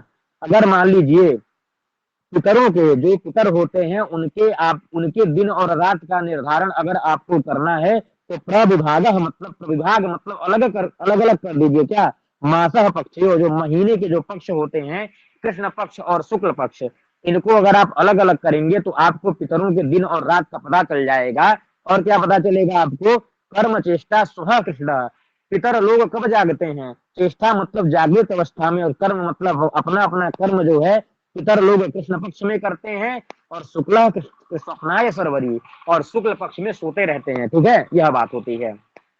यह देवताओं का ठीक उल्टा है। ठीक उल्टा से मतलब यह समझिए, जैसे यह मतलब देवता लोग उत्तरायण में जागते हैं और दक्षिणायन में सो जाते हैं, लेकिन पितर लोग क्या होते हैं, कृष्ण पक्ष में जागते हैं और शुक्ल पक्ष में सोते हैं। ठीक है, यह काम है इन लोगों का। और प्रश्न इस तरह से भी आ सकता है, बहुत महत्वपूर्ण प्रश्न, कि पितरों के दिन रात का विभाजन कौन करता है, तो चंद्रमा करता है। कौन करता है। आज आपकी आवाज बहुत स्पष्ट नहीं आ रही है भैया, किसी और को समस्या है कि केवल हमें है, कृपया बता दें हमें। जी अब बता दीजिए, आप ही लोग बता दीजिए किस तरह की, मतलब स्पष्ट नहीं आ रही है, क्या धीरे सुनाई दे रहा है कि क्या है। नेटवर्क की समस्या होगी आपके यहाँ ना सविता जी, हो सकता है नेटवर्क की दिक्कत हो आपके यहाँ, इसलिए मैं बोलता हूँ आवाज में दिक्कत, वीडियो में दिक्कत, टेस्ट देने में दिक्कत अगर कहीं से आ रही हो तो आप लोगों को एक काम करना चाहिए, सीधे प्ले स्टोर में ऐप को अपडेट करना चाहिए ना। तो यह मान लीजिए पेपर में यह प्रश्न आ जाए कि पितरों के दिन रात का विभाजन कौन करता है, सूर्य करता है कि चंद्रमा करता है। जैसे इसके पहले हम लोगों ने पढ़ा था कि दिन और रात जो था, दिन और रात मतलब जो देवताओं और मनुष्यों के दिन का निर्माण, मतलब दिन और रात का विभाजन कौन कर रहा था, सूर्य कर रहा था। इसके पहले वाले श्लोक में ही हम लोग पढ़े थे ना, अहो रात्रि विभजते सूर्यो मानुष दैवी के, मतलब मनुष्यों और देवताओं का विभाजन सूर्य करता है दिन और रात को देख करके। लेकिन पितरों के अगर दिन और रात की बात की जाएगी तो चंद्रमा आ जाएगा। चंद्रमा कैसे आ जाएगा, क्योंकि हम पक्ष का विभाग कर रहे हैं, और पक्ष हमको कहाँ से पता चलता है, चंद्रमा से ही पता चलता है ना। सूर्य से हमको कृष्ण पक्ष या शुक्ल पक्ष थोड़ी पता चलता है। जब चंद्रमा जो है पूरा गोल दिखाई देता है तो वह पूर्णिमा होती है, चंद्रमा नहीं दिखाई देता है तो वह अमावस्या रहती है। चंद्रमा को ही देख करके हम पक्ष का निर्धारण करते हैं ना, और उसी पक्ष के आधार पर जो शुक्ल पक्ष है वह सोने के लिए बनाया गया है, और जो कृष्ण पक्ष है वह जागने के लिए बनाया गया है। तो इसीलिए पेपर में अगर आपसे पूछा जाए पितरों के दिन रात का निर्धारण कौन करता है, सूर्य करता है कि चंद्रमा, तो आप लोग कहेंगे चंद्रमा। मनुष्यों और देवताओं के दिन का निर्धारण कौन करता है, तो वह सूर्य होता है। और रात देवताओं और मनुष्यों के लिए रात सोने के लिए होती है और दिन काम करने के लिए होता है, और पितरों के लिए जो कृष्ण पक्ष होता है वह जागने के लिए और शुक्ल पक्ष सोने के लिए होता है। हाँ प्रथम स्वायंभू मणि मारीति, द्वितीय सरोजिस मनु ऊर्जा, तृतीय चाक्षुष, इस तरह चतुर्दश। हाँ, सावर्णित मनु। हाँ, पूर्वा पुरुष, जी बिल्कुल। हाँ देखिए, जिनके 14 मनु के नाम देखने वह लोग देख सकते हैं कमेंट में, अनंत जी ने लिख दिया है। तो यह सबको समझ में आ गया होगा। अब देवताओं के दिन रात का विभाजन देख लेते हैं ना। दैवे रात्रि हनि वर्षम प्रविभागस्तयो पुनः अह तत्रोदगयनम रात्रे स्यात् दक्षिणायनम। ठीक है, यह समझ में नहीं आ रहा है, बताइए किसी और को भी समझ में नहीं आया कि मतलब सबको आया कि नहीं आया? दर्पणा जी, यहाँ पे यह बताया गया है कि पितृ रात्र हनि मासा, अगर पिता के, पितर किसको कहते हैं पहले आप पितर समझिए। पितर मतलब पिता नहीं, पितर मतलब जो मर गए हैं वह पितर होते हैं। ठीक है, जो इस दुनिया में नहीं है, जो हमारे वंशज हैं, जो पूर्वज है, उनको पितर कहा जाता है। पितरों के दिन और रात का निर्धारण कैसे होता है? मासा मतलब महीने के, प्रविभाग महीने का बंटवारा कैसे किया जाए? तो महीने का बंटवारा कैसे होता है? दो प्रकार से होता है। महीने में 30 दिन का एक महीना होता है, तो 15 दिन शुक्ल पक्ष, 15 दिन कृष्ण पक्ष होता है ना। तो इन्हीं पक्षों के आधार पर, शुक्ल और कृष्ण पक्ष के आधार पर इनका बंटवारा किया जाता है। और जो कृष्ण पक्ष होता है वह कर्म करने के लिए, मतलब कृष्ण पक्ष में पितर लोग जागते हैं और शुक्ल पक्ष में पितर लोग सोते हैं, यही बात है। अब बताइए, जो पक्ष होता है शुक्ल और कृष्ण पक्ष, आप बताइए दर्पणा जी, आप सूर्य को देख करके कृष्ण पक्ष सूर्य पक्ष समझती हैं? सूर्य को देख करके आप अंदाज लगाती हैं कि आज कृष्ण पक्ष है कि सूर्य पक्ष? बताइए। अरे भाई, कहाँ से सूर्य देख करके आपको अंदाजा लग जाता है? चंद्रमा को देखकर पता चलता है ना। सूर्य को कहाँ से देखकर? सूर्य पूर्णिमा में उगता है कि सूर्य जो है अमावस्या में उगता है? चंद्रमा तो रहता है ना। थोड़ा इतना देखिए ना। हाँ हाँ, देखिए सुरभि जी ने लिखा है, अमावस्या में जागृत पितरों को रोटी भी चढ़ाई जाती है अमावस्या को। जी, अभी थोड़ा सा लगाइए ना दिमाग की भाई। सूर्य चंद्र जो कृष्ण पक्ष, शुक्ल पक्ष, प्रतिपदा, द्वितीय, तृतीया, यह सारी चीजें जो होती हैं चंद्रमा को ही देखकर होता है ना, सूर्य को देखकर कब से होने लगा? अभी बताइए दर्पणा जी, इधर बताइए। दर्पणा जी बताइए, शुक्ल पक्ष का निर्धारण कैसे होता है, सूर्य या चंद्र से? पहले अब आप बताइए। चलिए, यह समझ में आ जाएगा दर्पणा जी को ना। आगे चलते हैं। अब दैवे रात्र हनि वर्षम प्रविभागस्तु तयोः पुनः अह तत्रोदगयनम रात्रि स्यात् दक्षिणायनम। ठीक है, अरे एक मिनट। हाँ चलिए, दैवे रात्र हनि वर्षम, अगर देवताओं के दिन रात का आपको पता लगाना हो, जैसे पितरों के दिन और रात का पता लगा रहे थे हम लोग, तो यहाँ लिखा था मास को पक्ष में बांटना है, मतलब मास के महीने के दो भाग करने हैं। लेकिन देवताओं के दिन रात का पता लगाना है तो वर्षम मतलब पूरे वर्ष को, पूरे संवत्सर को क्या करना है? दो भागों में बांट देना है। अब पूरा संवत्सर मतलब 12 महीने में 6 महीना 6 महीना कर देना है। तो आप लोगों को पता होगा 15 दिन का शुक्ल पक्ष, 15 दिन का कृष्ण पक्ष एक महीना होता है, और 6 महीना उत्तरायण होता है, 6 महीना दक्षिणायन होता है। ये सबको पता होगा ना। आवाज क्या हो गया? आवाज सही नहीं आ रही है, रुकिए रुकिए। अभी ठीक है कि नहीं? सब लोग बताइए। ज्यादा चिल्ला उल्ला के बोल दे रहे हैं क्या? अब ठीक है? हाँ रुकिए, अब धीरे धीरे बोलेंगे। दैवे रात्र हनि वर्षम प्रविभागस्तयो पुनः अह तत्रोदगयनम रात्रि स्यात् दक्षिणायनम।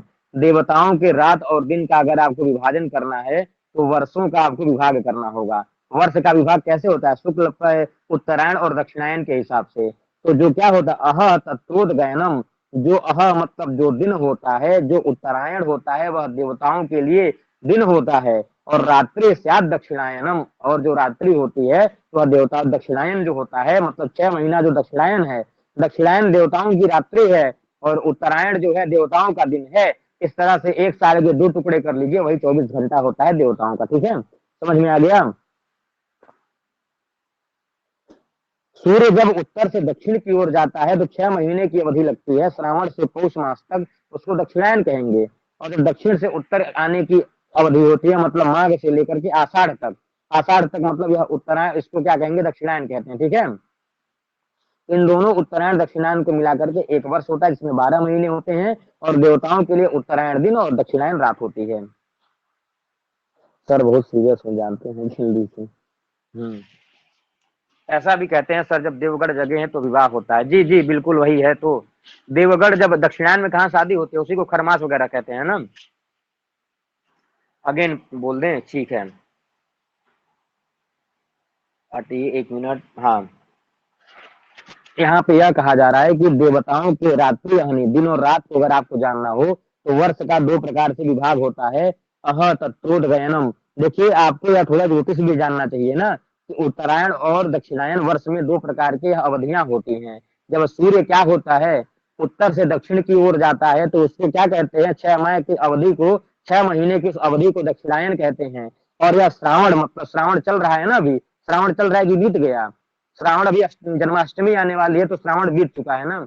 चैत्र वैशाख ज्येष्ठ आषाढ़ श्रावण भाद्रपद, हाँ भाद्रपद चल रहा है, ठीक है, तो श्रावण बीत चुका है। तो अभी क्या दक्षिणायन चल रहा है ना, तो श्रावण से लेकर के पौष मास तक, पौष मास कब आता है, ठंडी में, पौष मास तक को दक्षिणायन कहते हैं। और जब दक्षिण से उत्तर की ओर प्रस्थान करता है, मकर संक्रांति आप लोग जानते होंगे, जिसको खिचड़ी कहते हैं, उस समय सूर्य उत्तरायण की तरफ आता है, माघ से लेकर आषाढ़ तक, उसको क्या कहते हैं, उसको उत्तरायण कहते हैं। यहाँ पे गलत लिखा हुआ है। और इन दोनों को, उत्तरायण और दक्षिणायन को मिला करके एक वर्ष होता है। और जिसमें से यह जो उत्तरायण है यह देवताओं के लिए दिन, और यह जो दक्षिणायन होता है देवताओं के लिए रात्रि होती है। मकर संक्रांति से आषाढ़ पूर्णिमा तक उत्तरायण होता है। देखिए मकर संक्रांति से, खिचड़ी से लेकर के आषाढ़ महीने की पूर्णिमा तक उत्तरायण, और आषाढ़ की पूर्णिमा से पौष मास तक दक्षिणायन होता है। और जो मकर संक्रांति, आप इस तरह से समझिए, देवताओं का दिन कहाँ से है, जनवरी, 15-15 जनवरी को हर साल जो है यह मकर संक्रांति पड़ती है। और आषाढ़ पूर्णिमा को समझ सकते हैं जुलाई उलाई का महीना, ठीक है, जुलाई, हाँ जुलाई अगस्त समझ सकते हैं, जुलाई समझ सकते हैं। तो जनवरी से लेकर जुलाई तक सूर्य, मतलब देवता लोग जागते हैं। और उसके बाद आषाढ़, मतलब जुलाई से लेकर के या अगर सितंबर अक्टूबर तक, मतलब देवता लोग जब तक जनवरी के पहले तक सोते रहते हैं। हाँ, बस यह समझ में आ गया ना। हाँ, हमारे बिहू के समय देवता दिन, हाँ बिहू को ही खिचड़ी कहते हैं, अलग अलग नाम से जानते हैं। यह समझ में आ गया ना। हाँ, चलिए अब देखिए, अब किस तरह से सृष्टि है। यह पूरा श्लोक बहुत आसान है, यह सारी सृष्टियां आप लोग वेदानुसार में पढ़े होंगे। बस एक चीज एक्स्ट्रा है यहाँ पे, मन, मन से आकाश, आकाश से वायु, वायु से अग्नि, अग्नि से जल और पृथ्वी। लिखा है ना कि आकाशाद वायु, वायु अग्नि, अग्नि अग्नि, अग्निरापः अभ्या पृथ्वी, इस तरह से है ना। तो उसी चीज को बताया गया, लेकिन यहाँ मन को बताया गया है। वेदानुसार में कह दिया गया है, तमा प्रधान विक्षेप शक्तिमद अज्ञानोपहित चैतन्यत्वाद आकाशाद वायु कहा दिया गया, तमा प्रधान विक्षेप शक्ति से युक्त वाला। और यहाँ सबसे पहले मन उत्पन्न होगा, मन से आकाश, आकाश से वायु, वायु से अग्नि, अग्नि से जल, जल से पृथ्वी, ठीक है। आवाज कट रही है यार, ये भाई कट रही है, अगर बताइए तो। क्लियर है ना, क्लियर, हाँ क्लियर है। चलिए तो यहाँ पर देखिए किस तरह से मन की उत्पत्ति हुई। आकाश वायु अग्नि जल पृथ्वी, जी बिल्कुल सुरभि जी। तो देखिए लिखा है, तस्य सह अहर्निशस्यांते प्रसुप्तः प्रतिबुध्यते प्रतिबुद्धश्च सृजते मनः सदसदात्मकम्। मतलब क्या होता है, तस्य मतलब उस ब्रह्मा, वह ब्रह्मा क्या होता है, सह अहर्निशः मतलब जब उसके दिन रात का अंत होता है, जब ब्रह्मा जो है सोकर उठते हैं, प्रसुप्तः प्रतिबुध्यते, सोने के पश्चात जब ब्रह्मा जी उठते हैं तो क्या होते हैं, प्रतिबुद्धश्च सृजते, जैसे ही जगते हैं तो उनको सृजति अर्थात सृष्टि करने का मन होता है। और उसके बाद वह क्या करते हैं, मन सद सदात्मकम, सत मतलब संकल्प विकल्प करने वाले, सबसे पहले मन की सृष्टि करते हैं, ठीक है। ब्रह्मा जी चूंकि सोए हुए थे, जगे हैं, तो उनको क्या करना है, सृष्टि उत्पत्ति करनी है, तो सबसे पहले मन को वह कर देते हैं क्या, बस कट क्लियर चलता रहता है। हाँ, तो सबसे पहले ब्रह्मा जी सोते रहते हैं, सोकर उठते ही क्या होता है, मन की सृष्टि कर देते हैं। तो यह हो जाएगा। अब मन क्या क्या करता है बताते हैं, मन सृष्टि विकुरुते तो यमानं सुसृक्षया आकाशम जायते तस्मात् तस्य शब्दम विदु, सब तस्मात् तस्य शब्दम गुणम विदु। अर्थात जो है क्या होता है, मन सृष्टि विकुरुते, भाई मन उत्पन्न हो गया है तो मन क्या करता है, सृष्टि विकुरुते च उह्यमानम, मतलब मन भी सृष्टि की इच्छा करता हुआ, सृष्टि मतलब जगत की संरचना करता हुआ, ऐसा जो है वह विचार करता हुआ, इस इच्छा से वह क्या करता है, आकाशम जायते, आकाश को उत्पन्न करता है। मतलब वह क्या करता है, सृष्टि की रचना करने की इच्छा से प्रेरित मन प्रकृति को विकृत करता है ना।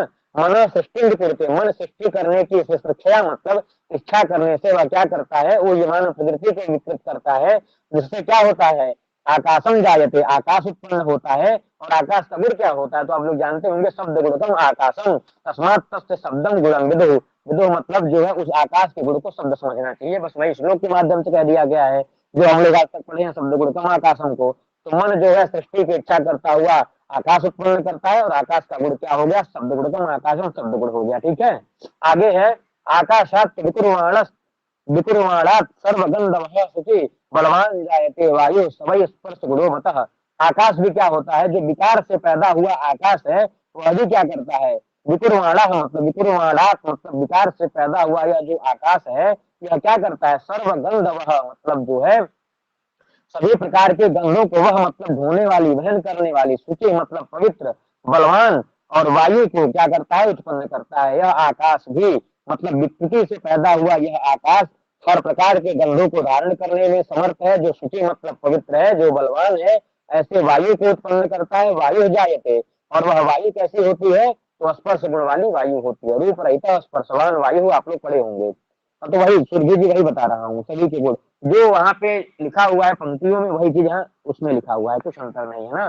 तो यहाँ पे वायु का गुण क्या हो जाएगा, स्पर्श। तो आप लोग पढ़े होंगे रूप रहित स्पर्शवान वायु, रूप से रहित होकर के स्पर्शवान होती है कौन, वायु। तो वायु का गुण हो गया स्पर्श, और जो है वह आकाश की विकृति से पैदा होती है।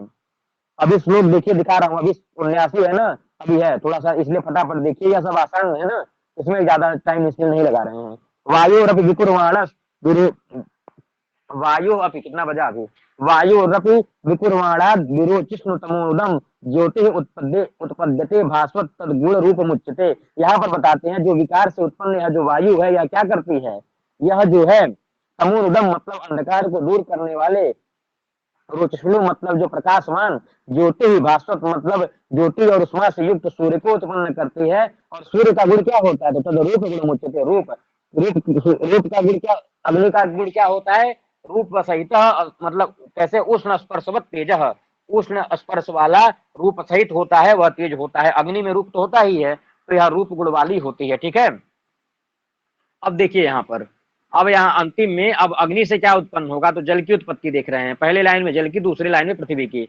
तो ज्योतिषश्च विकुर्वाणाद आपो रसगुणा स्मृता। यह जो अग्नि उत्पन्न विकृति से जो यह अग्नि उत्पन्न हुई है, यह किसको, आपह मतलब जल को उत्पन्न करती है। और जल का जो है क्या लक्षण होता है, जल का क्या गुण होता है, रस। जानते हैं जल रस का ग्रहण होता है ना, जल में क्या होता है, रस का गुण होता है। ये तो जल जो है रस के गुण से सम्मिलित होता है। और फिर वह जल क्या करता है, अदभ्यो गंध गुणा भूमि, और वह जल क्या करता है, गंध गुण से युक्त भूमि की सृष्टि करता है। ठीक है, तो तत्र गंधवती पृथ्वी, आप लोग जानते होंगे गंध जो है गंधवत्या पृथ्व्या लक्षणम, गंधवती पृथ्वी का लक्षण होता है। तो इस तरह से आप समझ सकते हैं। शीत स्पर्शवत्याप जी, बिल्कुल सुरभि जी। तो यहाँ पर और पृथ्वी और रस में और जल में ही रस होता है। तो इस तरह से वह अग्नि, अब यहाँ पर सारा क्रम बस यह जान लीजिए, मनुस्मृति के अनुसार सबसे पहले मन हो गया, मन से आकाश, आकाशाद वायु, वायु अग्नि, अग्निराप अद्भ्य पृथ्वी, बस हो जाएगा। ठीक है, हाँ अब क्रम नहीं बदलेंगे ना, वही क्रम है। अब आगे चलते हैं। अब देखिए यह श्लोक बड़ा इंपॉर्टेंट है कि तपः परम कृत योगे त्रेतायाम ज्ञान मुच्यते द्वापरे यज्ञ में वाहुर दानम एकम कलयुगे। देखिए सतयुग पे ना, सतयुग में जो धर्म था वह चारों पैरों पर था। तो चार धर्म के चार पैर कौन कौन से होते हैं, यह तप हो गया, ज्ञान हो गया, यज्ञ हो गया और दान हो गया। तप ज्ञान यज्ञ दान, यह जो है तप हो गया, ज्ञान हो गया, यज्ञ हो गया और दान हो गया, यह चारों चीजें कृतयुग में पाई जाती थी। ठीक है, और त्रेता में यह क्या खत्म हो गया, त्रेता में यह तप खत्म हो गया। त्रेता में धर्म के तीन पैर बचे, कौन कौन से, यह दूसरे श्लोक में बताया गया था, तो उस श्लोक के नहीं लेकर आया हूँ। तो अब बस आप लोग यहाँ पे समझ सकिए। तब मतलब तपस्या, तपस्या तब मतलब तपस्या, और क्या, तब मतलब तपस्या, ज्ञान, यज्ञ और दान, यह चार पैर जो है धर्म अपने चारों पैरों से युक्त था सतयुग में, कृतयुग कहते हैं सतयुग को। और यह धर्म खत्म हो गया त्रेता युग में। त्रेता युग में धर्म के तीन पैर बचे थे, ज्ञान और यज्ञ और दान। ठीक है, और जब आपका द्वापर युग आया ना, द्वापर युग में धर्म के सिर्फ दो पैर बचे थे, यह तप और ज्ञान खत्म हो गया, केवल यज्ञ और दान बचा था। अभी कलयुग चल रहा है, तो कलयुग में धर्म के तीनों पैर समाप्त हो चुके हैं, केवल दान बचा हुआ है। दान में एकम कलयुग है। ठीक है, तो इस तरह से या दो तीन श्लोक में था, तो सोचे इसमें कुछ है नहीं, क्या इसको पढ़ाएं, और इसको आप ऐसे ही समझ सकते हैं। ठीक है, यही चीज इसमें समझना था। तो तपः परम कृत योगे त्रेतायाम ज्ञान मुच्यते द्वापरे यज्ञ में वाहुर दान एकम कलयुगे कृतयुग मतलब सत्ययुग में प्रधान जो है तपस्या थी, त्रेता में ज्ञान, त्रेता युग में ज्ञान, द्वापर यज्ञ में वाहुर, द्वापर युग में यज्ञ इत्यादि, और कलयुग में केवल दान करना ही सबसे बड़ा धर्म होता है। ठीक है, बस अब बताते हैं। अब देखिए यह कर्तव्य है, फटाफट चलते हैं क्योंकि इसमें इन सारे श्लोकों में कुछ खास बात नहीं है, या सब सारी चीजें आप लोग कई बार पढ़े हैं। ठीक है, चाहे अर्थशास्त्र हो गया, चाहे वह याज्ञवल्क्य स्मृति हो गया हो। अध्यापनम अध्ययनम यजनम याजनम तथा दानम प्रतिगृहम चैव ब्राह्मणानाम अकल्पयत्, मतलब अध्यापन करना, पढ़ाना लिखाना। ठीक है, पढ़ाना पढ़ना, और क्या करना, अध्यापनम अध्ययनम अध्यापन करना, स्वाध्याय करना, यजन मतलब पूजा करना, याजन मतलब पूजा करवाना, यज्ञ करना करवाना, दानम प्रतिगृहम दान देना और लेना, यह सारे कर्म जो है ब्राह्मण के हैं। ठीक है, साउंड अच्छी नहीं आ रही है सभी के पास?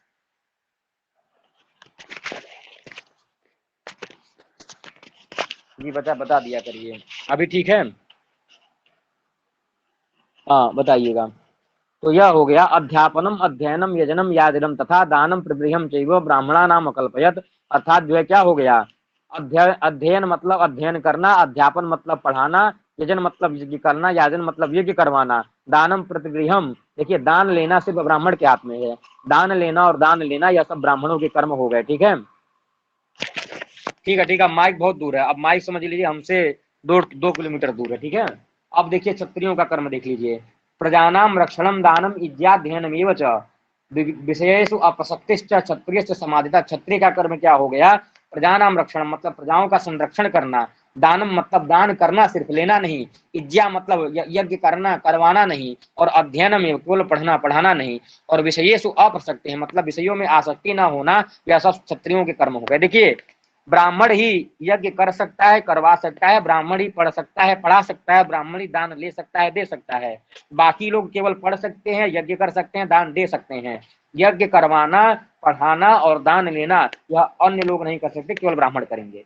तो यह हो गया प्रजा क्षत्रिय का कर्तव्य की प्रजाओं की रक्षा करना, दान करना, इज्जा मतलब यज्ञ करना, अध्ययन करना, और विषयों में अप्रसक्ति, यह सब जो है विषयों में आसक्त न होना, यह सब क्षत्रिय के कर्तव्य हो गए।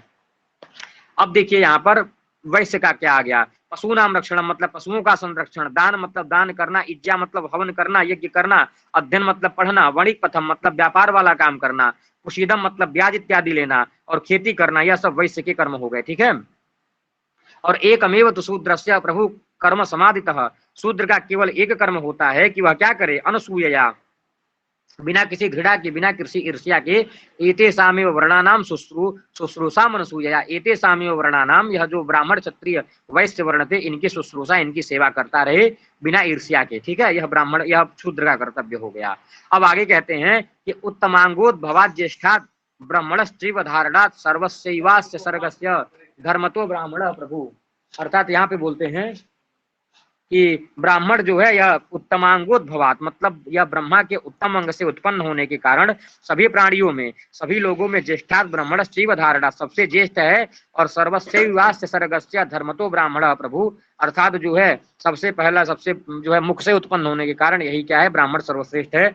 इस श्लोक में यह बताया गया है, यह श्लोक बहुत इंपॉर्टेंट है, इसमें देख लीजिएगा क्या बताया गया है कि भूतानाम प्राणिनः श्रेष्ठा, कि भूता नाम मतलब पंच महाभूतों में प्राणी श्रेष्ठ होते हैं। पेपर में आपके आ सकता है कि मनुस्मृत्यानुसारम पंच महाभूतानाम श्रेष्ठा कौन है, पंच महाभूतों में श्रेष्ठ कौन है, तो ऐसे प्रश्न आ सकते हैं, पृथ्वी श्रेष्ठ है कि जल श्रेष्ठ है कि मनुष्य श्रेष्ठ है कि जो है क्या है श्रेष्ठ। तो यहाँ पर आप लोगों को क्या समझना है, भूता नाम प्राणिना श्रेष्ठा, भूतों में जो है प्राणी श्रेष्ठ होते हैं, और प्राणी नाम बुद्धिजीवी, प्राणियों में भी जो बुद्धिजीवी प्राणी है वह श्रेष्ठ है, और बुद्धिमत सुनरा श्रेष्ठा, और बुद्धिमानों में भी जो बुद्धि लगाने वाले हैं, बुद्धि तो जानवर भी लगाते हैं, उन बुद्धि लगाने वालों में भी नराह मतलब मनुष्य श्रेष्ठ हैं, और नरेशु ब्राह्मणा स्मृता, और उन मनुष्यों में भी ब्राह्मण श्रेष्ठ हैं। ठीक है, यह बताते हैं। और आगे कहते हैं कि ब्राह्मणेश, यह याद रखना चाहिए क्रम से कौन किससे बड़ा है, ब्राह्मणेश विद्वांसो, ब्राह्मणों में भी विद्वान ब्राह्मण श्रेष्ठ है, और विद्वत सुकृत बुद्धय, अर्थात जो है विद्वानों में भी कौन श्रेष्ठ है, जो वेदोक्त कर्मों से युक्त बुद्धि को रखते हैं, कृत बुद्धया मतलब जिनके बुद्धि में वेदोक्त कर्म हैं, और कृत बुद्धिस्तु कर्ता, कृत बुद्धि मतलब जिनके बुद्धि में क्या है, मतलब वेदोक्त कर्म तो हैं, लेकिन जो उनको करते हैं, मतलब वेदोक्त कर्मों से, अपने विधि विधान से वेदोक्त कर्म करते हैं, वह कृतबुद्धियों से भी श्रेष्ठ हैं। जो करता है मतलब वेदोक्त धर्म का पालन करने वाले हैं, और कर्तृत्व मतलब जो वेदोक्त धर्म का पालन करने वाले हैं, उनसे ज्यादा श्रेष्ठ कौन है, ब्रह्मवेदिना, जो ब्रह्म को जानने वाले हैं। ठीक है, ब्रह्मणेषु च विद्वांसो विद्वत्सु कृतबुद्धया कृतबुद्धिस्तु कर्तारः कर्तृषु ब्रह्मवेदिनः। आगे चलते हैं। अब देखिए, यह इस तरह के प्रश्न आते हैं कि यह मनुस्मृति के किस अध्याय से गृहीत है। इस तरह के प्रश्न आते हैं कि मनुस्मृति के किस अध्याय से इस श्लोक को लिया गया है। तो प्रथम अध्याय का श्लोक है ना कि उत्पत्ति रेव विप्रस्य मूर्ति धर्मस्य शाश्वती। यह जो उत्पत्ति एवं विप्र मतलब यह जो ब्राह्मण की मूर्ति होती है, यह पैदा होती ही धर्म की साक्षात मूर्ति होती है। सही धर्मार्थ उत्पन्न हुआ, धर्म के अर्थ के लिए मतलब धर्म को जानने के लिए उत्पन्न होता है। और ब्रह्म भूयाय कल्पते, और ब्रह्म होने से, ब्रह्म ज्ञानी होने से, ब्राह्मण होने से, ब्रह्म ज्ञानी होने से वह मोक्ष को प्राप्त होता है। तो यह श्लोक आ सकता है पेपर में। उत्पत्ति रेव विप्रस्य मूर्ति धर्मस्य शाश्वती अयम श्लोका मनुस्मृत्यनुसारं कस्मिन प्रकरणे कस्मिन अध्याये उद्धृता। यह श्लोक मनुस्मृति के किस अध्याय में उद्धृत है, तो प्रथम अध्याय में है। और ब्राह्मण जो है जन्म से ही, उत्पत्ति से ही धर्म की मूर्ति है। यह सारी चीजें हैं। अब देखिए यहाँ पे बताया गया है, स्वयमेव ब्राह्मणो भुंक्ते, ब्राह्मण अपना खाता है, स्वम वस्ते अपना पहनता है, स्वम ददाति अपना ही देता है, आ नृशंस्याद ब्राह्मणस्य भुंजते ही तरे नराह। इतरे नराह जो अन्य लोग हैं, वह ब्राह्मण के दिए गए, ब्राह्मण से, ब्राह्मण की कृपा से अन्न वस्त्र तथा अन्य सभी वस्तुओं का उपभोग करते हैं। यहाँ इस तरह से यह बात कही गई है ना कि पहले ब्राह्मण जो है क्या करता था, सभी धर्मों को छोड़ करके केवल यज्ञ इत्यादि करता था। और यज्ञ करने से क्या होता है, सभी लोग, पूरा जो है संसार सही से रहता है। तो इसलिए ब्राह्मण को सबसे श्रेष्ठ बताया गया है। ब्राह्मण अपना खाता है, अपना पहनता है, अपना देता है। और वह जो है इतरे नराह जो अन्य लोग हैं, वह ब्राह्मण की ही कृपा से खाते पीते पहनते उठते हैं। ठीक है, अब यह अगला श्लोक है, यह भी बड़ा इंपॉर्टेंट है। आचारः परमो धर्म स्मृत्युक्तः स्मार्त ये वच। यह जो है, यह भी मनुस्मृति के पहले अध्याय से इस तरह के प्रश्न आते हैं कि श्रुति युक्त मतलब, श्रुति युक्त क्या हो गया, वेदों, और स्मार्त मतलब स्मृतियों में क्या बताया गया है कि आचारः परमो धर्म, सबसे परम धर्म आचार ही है। ठीक है, श्रुति युक्त मतलब वेद भी यही बात कहते हैं, स्मार्त मतलब स्मृतियां भी यही कहती हैं कि आचारः परमो धर्म मतलब आचरण करने योग्य धर्म ही क्या है, परम धर्म है। जो आचरण किया जा सके, मतलब सदाचरण ही परम धर्म है। तस्मान अस्मिन् सदा युक्तो नित्यम स्यादात्मवान द्विजः। इसलिए क्या करना चाहिए, आत्मवान द्विजः मतलब आत्मा का हित करने वाले अभिलाषी को क्या करना चाहिए, हमेशा जो है सदाचार का पालन करना चाहिए। तो प्रश्न आ सकता है, आचारः परमो धर्म स्मृत ये बचा, यह मनुस्मृति के किस प्रकरण से यह श्लोक है, तो प्रथम अध्याय से है। ठीक है, अब यह श्लोक आ गया कि जन्मना जायते शूद्र संस्कारेण द्विजुच्यते। जन्मना, जन्म से जो है, कई जगह यह श्लोक के अंतर मिलते हैं, यहाँ पे कुछ अलग श्लोक है, लेकिन मुख्य श्लोक क्या होना चाहिए, जन्मना जायते विप्रः, जन्म से विप्र पैदा होता है, और संस्कारेण द्विजोच्यते, संस्कार से उसको द्विज बनाया जाता है।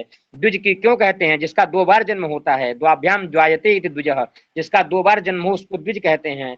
तो जो ब्राह्मण होता है उसका 2 बार जन्म कब होता है, एक माता के गर्भ से, एक यज्ञोपवीत के समय। तो जो जन्म से पैदा होता है उसको विप्र कहते हैं, कहीं कहीं पाठांतर में शूद्र भी मिलता है। और संस्कारेण द्विजोच्यते, संस्कार होने पर वह द्विज कहलाता है। और आचाराद विच्युतो विप्रो न वेद फलमश्नुते, अगर ब्राह्मण विप्र मतलब अगर ब्राह्मण अपने आचार विचार से विहीन हो गया तो उसको वेद का फल नहीं मिलता है। और आचार्यण तो संयुक्त, आचार से अगर वह संयुक्त है तो संपूर्ण फल भाग स्मृता, सभी प्रकार के फल उसको मिल जाएंगे। तो यह जो है प्रथम मनुस्मृति के प्रथम अध्याय के लगभग 50 श्लोक थे, जो बहुत महत्वपूर्ण थे। यह सारी चीजें करवा दिया हूँ, और इसको आप लोग इस पीडीएफ को भेज दूंगा, इसको पढ़ते रहिएगा। 1 तारीख से इसका रिवीजन भी करवाता रहूंगा। कुछ श्लोक ऐसे हैं जो महत्वपूर्ण माने जा सकते हैं, लेकिन है नहीं, जैसे ब्रह्मा का दिन क्या है, सतयुग का दिन क्या है, त्रेता युग का क्या दिन है, वह बहुत बड़ा विषय है ना। तो उसको एक बार आप लोग पढ़ लीजिएगा खुद से, जहां पर मनुस्मृति के प्रथम अध्याय में यह सारी चीजें लिखी हुई हैं कि ब्रह्मा का दिन, कृतयुग 4000 वर्ष, यह सारी चीजें, बहुत बड़ा गणित है ना, उस गणित को एक बार समझ लीजिएगा।